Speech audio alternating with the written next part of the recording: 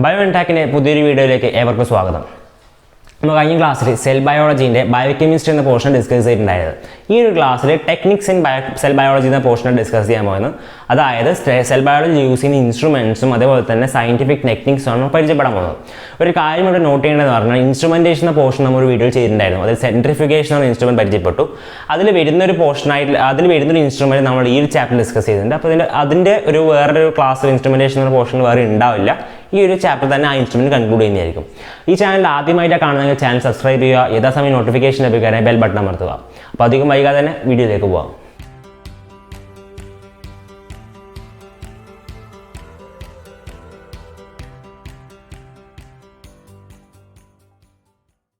Techniques in cell biology, അതായത് cell ബയോളജിയിൽ use ചെയ്യുന്ന ഇൻസ്ട്രുമെൻറ്റ്സും അതേപോലെ തന്നെ ടെക്നിക്സും സയൻറ്റിഫിക് ആയിട്ടുള്ള ടെക്നിക്സും പരിചയപ്പെടാനുണ്ട്. അപ്പോൾ അതിൽ ഒരു ഇൻസ്ട്രുമെൻറ്റും അതുപോലെ തന്നെ 3 ടെക്നിക്സുമാണ് പഠിക്കാനുള്ളത്.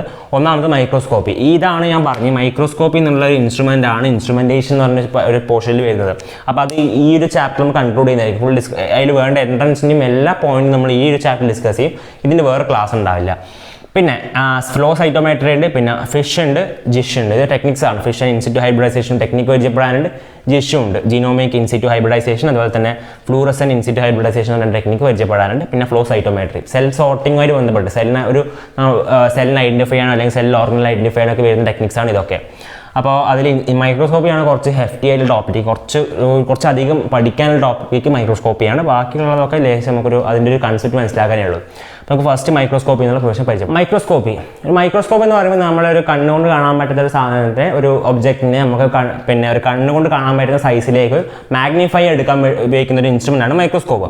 അപ്പോൾ മൈക്രോസ്കോപ്പിൽ കുറച്ച് ഇമ്പോർട്ടൻ്റ് ആയിട്ടുള്ള കുറച്ച് പോയിന്റ്സ് ഉണ്ട്, കുറച്ച് അതിൻ്റെ ഒരു ഫാക്ടേഴ്സ്, ഇമ്പോർട്ടൻ്റ് ആസ്പെക്ട്സ് ഉണ്ട്. അത് നമുക്ക് ആദ്യം പരിചയപ്പെടാം. അപ്പോൾ ആദ്യത്തെ പോയിന്റാണ് മാഗ്നിഫിക്കേഷൻ. മാഗ്നിഫിക്കേഷൻ എന്ന് പറയുമ്പോൾ എത്രത്തോളം മാഗ്നിഫൈ ചെയ്യുമ്പോൾ അത്രയും വലുതായിട്ട് നമുക്കൊരു ഒബ്ജക്റ്റ് കാണാൻ പറ്റും.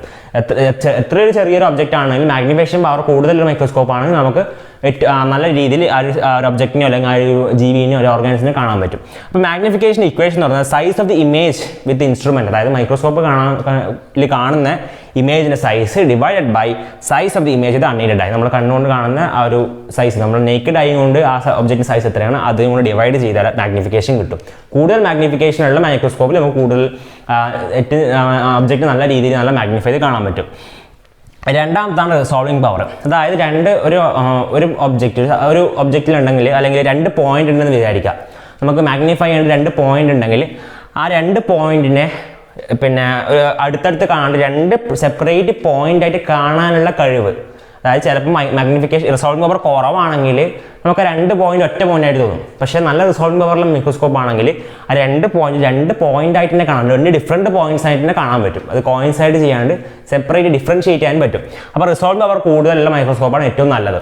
അതുമായി ബന്ധപ്പെട്ടാണ് limit of resolution. Limit of resolution ഇക്വേഷനാണ് 0.61 λ/n. ഈ ലിമിറ്റ് ഓഫ് റെസൊല്യൂഷൻ എന്ന് പറയുമ്പോൾ ഈ 2 പോയിന്റ് തമ്മിലെ മിനിമം ഡിസ്റ്റൻസ്, അതായത് 2 സെപ്പറേറ്റ് പോയിന്റ് ആയിട്ട് കാണാൻ പറ്റുന്ന മിനിമം ഡിസ്റ്റൻസ് ആണ് ലിമിറ്റ് ഓഫ് റെസൊല്യൂഷൻ എന്ന് പറയുന്നത്. അപ്പോൾ ലിമിറ്റ് ഓഫ് റെസൊല്യൂഷൻ കുറയുമ്പോൾ റിസോൾവിംഗ് പവർ കൂടും. അതാണ് ഇൻവേഴ്സ് പ്രൊപ്പോർഷനാണ്. ലിമിറ്റ് ഓഫ് റെസൊല്യൂഷൻ കുറയുമ്പോൾ റിസോൾവിംഗ് പവർ കൂടും. ലിമിറ്റ് ഓഫ് റെസൊല്യൂഷൻ ഇക്വേഷനാണ് 0.61 λ/n. അതായത് ലാംഡ പറയുന്നത് വേവ് ലെങ്ത് ഓഫ് ലൈറ്റ്, അതുപോലെ തന്നെ എൻ എന്ന് പറഞ്ഞാൽ ന്യൂമറിക്കൽ അപ്പേർച്ചർ. ഈ ന്യൂമറിക്കൽ അപ്പേർച്ചർ അധികം ഫിക്സ്ഡ് ആയിരിക്കും ഉണ്ടാവുക ഒരു മൈക്രോസ്കോപ്പിൽ. അഡ്ജസ്റ്റ് ചെയ്യാൻ പറ്റും, പക്ഷേ അത് ലിമിറ്റ് ഉണ്ട്. പക്ഷേ ലാംഡ വേവ് ലെങ്ത് പറയുമ്പം നമുക്ക് കൂടുതൽ വേവ് ലെങ്ത്തിൽ ലൈറ്റ് യൂസ് ചെയ്ത് കഴിഞ്ഞാൽ നമുക്ക് ലിമിറ്റ് ഓഫ് റെസൊല്യൂഷൻ കൂടുന്ന സമയത്ത് റിസോൾവിംഗ് പവർ കുറയും. അപ്പം കുറഞ്ഞ വേവ് ലെങ്ത്തിൽ ലൈറ്റ് യൂസ് ചെയ്യുന്നതാണ് ലിമിറ്റ് ഓഫ് റെസൊല്യൂഷൻ കുറക്കാൻ പറ്റുക, അതേപോലെ തന്നെ റിസോൾവിംഗ് പവർ കൂട്ടാൻ പറ്റുക. അപ്പോൾ അതാണ് ഒരു കാര്യം. മാഗ്നിഫിക്കേഷൻ, അതായത് നല്ല റിസോൾവിംഗ് പവർ കിട്ടണമെങ്കിൽ കുറഞ്ഞ വേവ് ലെങ്ത്തിൽ ലൈറ്റ് യൂസ് ചെയ്യണം. അതാണ് ഒരു പോയിന്റ്. അപ്പോൾ ഈ ഇക്വേഷൻ ഓർത്തുക, പരീക്ഷയ്ക്ക് ചോദിക്കാറുണ്ട് എൻട്രൻസിന്. പിന്നെ ഉള്ളതാണ് കോൺട്രാസ്റ്റ്. അതായത് അതിൻ്റെ ബാക്ക്ഗ്രൗണ്ട്, നമ്മളൊരു ഒബ്ജക്റ്റ് ബാക്ക്ഗ്രൗണ്ടിലായാലും ആ ബാക്ക്ഗ്രൗണ്ടിൽ നിന്ന് ഡിഫറൻഷിയേറ്റ് കാണാൻ പറ്റണം ഓരോ നമ്മളെ ഒബ്ജക്റ്റിനെ. അപ്പോൾ നല്ല കോൺട്രാസ്റ്റ് വേണം മൈക്രോസ്കോപ്പിന്. അതൊരു പോയിന്റാണ്. ഈ 3 പോയിന്റാണ് ഏറ്റവും ഇമ്പോർട്ടൻ്റ് ആയിട്ട് മൈക്രോസ്കോപ്പിൻ്റെ ഇമ്പോർട്ടൻറ്റ് ആസ്പെക്ട്സ് എന്ന് പറയുന്നത്. ഇനി നമുക്ക് പരിചയപ്പെടേണ്ടത് ടൈപ്സ് ഓഫ് മൈക്രോസ്കോപ്പാണ്. അത് ഓരോ മൈക്രോസ്കോപ്പിനും പരിചയപ്പെടാനുണ്ട്. അതാണ് മെയിനായിട്ടുള്ളൊരു പരീക്ഷയ്ക്ക് എൻട്രൻസ് പോയിന്റ് ഓഫ് വ്യൂവിൽ ചിലപ്പോൾ ടൈപ്സ് ഓഫ് മൈക്രോസ്കോപ്പാണ് കൂടുതൽ ക്വസ്റ്റ്യൻസ് വരുന്നത്. അപ്പോൾ അതിൽ ഒന്നാമത്തെ സിമ്പിൾ മൈക്രോസ്കോപ്പ് ഉണ്ട്. സിമ്പിൾ മൈക്രോസ്കോപ്പ് എന്ന് പറയുമ്പോൾ നമ്മൾ നോർമലായിട്ട് ഡൈസെക്ഷനൊക്കെ യൂസ് ചെയ്യുന്ന സിമ്പിൾ ലെൻസ് സിസ്റ്റം ഉള്ള ഒരു മൈക്രോസ്കോപ്പാണ്. രണ്ടാമത്തെ കോമൺ മൈക്രോസ്കോപ്പ്. കോമൺ ആയിട്ട് എല്ലാ സ്കൂളുകളിലും ലാബിലും കണ്ടുവരുന്ന ഒരു മൈക്രോസ്കോപ്പാണ് common microscope. Phase contrast microscope ഉണ്ട്, ഇൻ്റർഫറൻസ് കോൺട്രാസ്റ്റ് മൈക്രോസ്കോപ്പ് ഉണ്ട്, ഡാർക്ക് ഫീൽഡ് ഇലുമിനേഷൻ മൈക്രോസ്കോപ്പ് ഉണ്ട്, UV മൈക്രോസ്കോപ്പ് ഉണ്ട്. അതായത് UV ലൈറ്റാണ് അതിൽ യൂസ് ചെയ്യുന്നത്.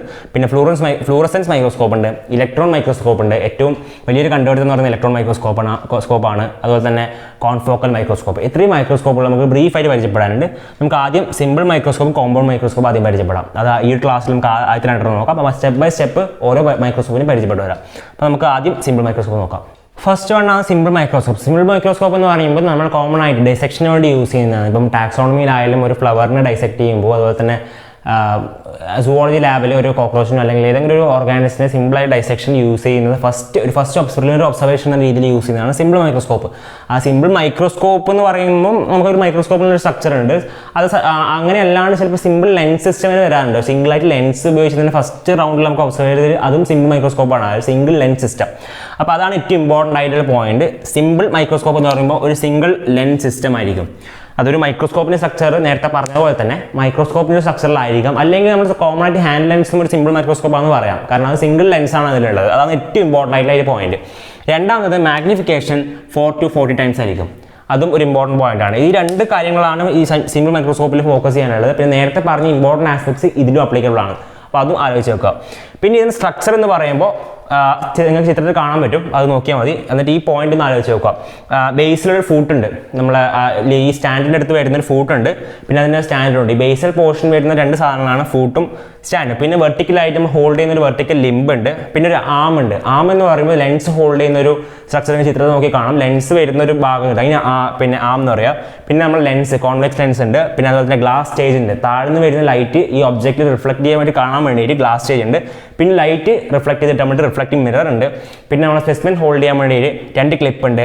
പിന്നെ നമ്മൾ ഇതിനെ ഫോക്കസ് ചെയ്യാൻ വേണ്ടി അഡ്ജസ്റ്റ് സ്ക്രൂ ഉണ്ട്. ഇത്രയൊക്കെയാണ് അതിന് സ്ട്രക്ചർ എന്ന് പറയുന്നത്. നിങ്ങൾക്ക് ഡയഗ്രാം നോക്കി കൃത്യമായിട്ട് മനസ്സിലാവും. ആ ഡയഗ്രാം നോക്കുക, അതുപോലെ തന്നെ ഈ പറഞ്ഞ കാര്യങ്ങളൊന്നും ആലോചിച്ച് നോക്കുക. അപ്പോൾ ഫസ്റ്റ് പോയിന്റ് ആയിട്ടുള്ള ഫസ്റ്റ് മൈക്രോസ്കോപ്പ് ആയിട്ടുള്ള സിമ്പിൾ മൈക്രോസ്കോപ്പ് ഇത്രയാണ് നോക്കാനുള്ളത്. ഇനി നമുക്ക് പിന്നെ കോമ്പൗണ്ട് മൈക്രോസ്കോപ്പ് നോക്കാം. രണ്ടാമത്തതാണ് കോമ്പൗണ്ട് മൈക്രോസ്കോപ്പ്. കോമ്പൗണ്ട് മൈക്രോസ്കോപ്പ് എന്ന് പറയുമ്പോൾ 2 ലെൻസ് സിസ്റ്റം ഉണ്ട്. അപ്പോൾ 2 ലെൻസ് ആണ് ഉപയോഗിക്കുന്നത്. ഒന്ന് ഒബ്ജക്റ്റീവ് ലെൻസ് സിസ്റ്റം, രണ്ടാമത് ഒക്യുലർ ലെൻസ് സിസ്റ്റം. ഇതിൻ്റെ പ്രിൻസിപ്പിൾ എന്ന് പറയുന്നത് ഒബ്ജക്റ്റീവ് ലെൻസ് ആദ്യ ഇമേജ് മാഗ്നിഫൈ ചെയ്യും. ആ മാഗ്നിഫൈ ചെയ്ത ഇമേജ് ഒബ്ജക്റ്റ് ആയിട്ട് കൺസിഡർ ചെയ്ത് ഒക്യുലർ ലെൻസ് വീണ്ടും മാഗ്നിഫൈ ചെയ്യും. അപ്പോൾ 2 മാഗ്നിഫിക്കേഷൻ നടന്നു. അതാണ് കോമ്പൗണ്ട് മൈക്രോസ്കോപ്പിൽ. അപ്പോൾ ആ സിമ്പിൾ മൈക്രോസ്കോപ്പിനെക്കാട്ടിയും കൂടുതൽ മാഗ്നിഫിക്കേഷൻ പവർ ഉള്ളതാണ് കോമ്പൗണ്ട് മൈക്രോസ്കോപ്പ്. ഇതിന് ഫസ്റ്റ് ഡെവലപ്മെൻറ്റിൽ ഒക്കെ റോളുണ്ടായ ആൾക്കാരാണ് ജാൻസൺ ബ്രദേഴ്സ്. പിന്നെ ഫൈനലൈസ് ചെയ്തൊരു ഡെവലപ്പ് ചെയ്ത് യൂസ് ചെയ്ത ആളാണ് റോബർട്ട് ഹൂക്ക്. പിന്നെ ഇതിൻ്റെ സ്ട്രക്ചർ നിങ്ങൾക്ക് ചിത്രം നോക്കിയാൽ മനസ്സിലാവും, അത് ഇമ്പോർട്ടൻ്റ് അല്ല, അതുകൊണ്ട് എക്സ്പ്ലെയിൻ ചെയ്യുന്നില്ല. ഇതിന് ഏറ്റവും ഇമ്പോർട്ടൻ്റ് ആയിട്ടുള്ള 3 കോമ്പണൻസ് ഞാൻ എക്സ്പ്ലെയിൻ ചെയ്യാം. ഒന്നാമതാണ് condenser lens system. Condenser lens system എന്ന് പറയുമ്പോൾ വരുന്ന ലൈറ്റിനെ കളക്ട് ചെയ്തിട്ട് ഒബ്ജക്റ്റിൽ എത്തിക്കാന്ന് ഇവർ റോള്. അപ്പോൾ അത് പ്ലെയിൻ മിററോ അല്ലെങ്കിൽ കോൺകേവ് മിററോ ആണ് ഇതിൻ്റെ ഇപ്പം യൂസ് ചെയ്യുക. അതേപോലെ തന്നെ ഒരു ഡയഫ്രം ഉണ്ടാവും. അതായത് വരുന്ന ലൈറ്റിൻ്റെ എമൗണ്ട് കറക്റ്റ് പിന്നെ ഫിൽട്ടർ ചെയ്തിട്ട് പിന്നെ ഇതിലേക്ക് എത്തിക്കുക, ഒബ്ജക്റ്റിലേക്ക് എത്തിക്കുക എന്നുള്ളതാണ് കണ്ടൻസർ ലെൻസ് സിസ്റ്റത്തിൻ്റെ ആ ഒരു സിസ്റ്റത്തിൻ്റെ മെയിൻ ആയിട്ടുള്ള റോള്. ഈ വരുന്ന ലൈറ്റ് നേരെ ഒബ്ജക്റ്റിലേക്ക് എത്തും. എന്നിട്ട് അത് ഒബ്ജക്റ്റീവ് ലെൻസ് മാഗ്നിഫൈ ചെയ്യും. ഈ ഒബ്ജക്റ്റീവ് ലെൻസ് മെയിനായിട്ട് 40x 45x ഉണ്ടാവാം, 100x ഉണ്ടാവാം, 10x ഉണ്ടാവാം. ഏറ്റവും കുറവാണ് 10x, പിന്നെ 45x ഉണ്ട്, പിന്നെ 100x ഉണ്ട്. 100x എന്ന് പറയുന്നത് ഒരു ഓയിൽ ഇമേഴ്ഷൻ വെച്ചിട്ടാണ്, ഒരു ഓയിൽ ഉപയോഗിച്ചുകൊണ്ടാണ് മാഗ്നിഫൈ ചെയ്യുന്നത്. നോർമലായിട്ട് നമ്മൾ യൂസ് ചെയ്യുന്നത് 10x ആണ്. പിന്നെ കുറച്ചും കൂടി ഹയർ മാഗ്നിഫിക്കേഷൻ 45x ആണ് യൂസ് ചെയ്യുന്നത്. പിന്നെ മൂന്നാമത്തതാണ് ocular lens system. Ocular lens system എന്ന് പറയുമ്പോൾ നമ്മൾ ഐ പീസ് ആണ്. അതായത് ഒന്നുകിൽ 5x ആവാം അല്ലെങ്കിൽ 20x ആവാം. ഈ ഒബ്ജക്റ്റീവ് ലെൻസ് മാഗ്നിഫൈ ചെയ്ത ഇമേജ് ഒബ്ജക്റ്റായി കൺസിഡർ ചെയ്ത് വീണ്ടും മാഗ്നിഫൈ ചെയ്യുന്ന റോളാണ് ഓക്യുലർ ലെൻസിനുള്ളത്. അപ്പോൾ അത്രയും മാഗ്നിഫിക്കേഷൻ കിട്ടുന്നുണ്ട്. ചിത്രം നോക്കി കുറച്ചും കൂടി സ്ട്രക്ചർ മനസ്സിലാവും. അതുകൊണ്ടാണ് എക്സ്പ്ലെയിൻ ചെയ്യുന്നത്. 3 ഇമ്പോർട്ടൻ്റ് ആയിട്ടുള്ള കോമ്പോണൻസ് എക്സ്പ്ലെയിൻ ചെയ്തിട്ടുണ്ട്. പിന്നെ എൻട്രൻസ് എന്നതിൽ ഏറ്റവും ഇമ്പോർട്ടൻ്റ് ആയിട്ടുള്ള പോയിന്റ് ആണ് resolving power of A compound microscope. General ആയിട്ടുള്ള കോമ്പൗണ്ട് മൈക്രോസ്കോപ്പിന് റിസോൾവിംഗ് പവർ എന്നത് 0.2 മൈക്രോൺ അഥവാ 0.0002 മില്ലിമീറ്റർ ആണ്. ഈ 2 പോയിന്റ് ആലോചിച്ച് വെക്കുക. 0.2 മൈക്രോൺ അല്ലെങ്കിൽ 0.0002 മില്ലിമീറ്റർ എന്നുള്ള പോയിന്റ് ആലോചിച്ച് വെക്കുക. അപ്പം കോമ്പൗണ്ട് മൈക്രോസ്കോപ്പിൻ്റെ പ്രിൻസിപ്പിളും ബേസിക് ആയിട്ടുള്ള സ്ട്രക്ചർ ഇത്രയാണ്. മനസ്സിലായെന്ന് വിചാരിക്കും. പിന്നെ അടുത്ത ടോപ്പിക്സിൽ അടുത്ത ക്ലാസ് ഡിസ്കസ് ചെയ്യാം. ഇതിന് ബാക്കിയുള്ള മൈക്രോസ്കോപ്പിൻ്റെ കാര്യങ്ങൾ അടുത്ത ക്ലാസ് ഡിസ്കസ് ചെയ്യാം. നിങ്ങൾക്ക് എന്തെങ്കിലും ഡൗട്ട്സോ കൺഫ്യൂഷൻ ഉണ്ടെങ്കിൽ bio@gmail.com മെയിൽ ചെയ്യുക. പുതിയ വീഡിയോ കണ്ടുവരുന്നവരെ ബൈ.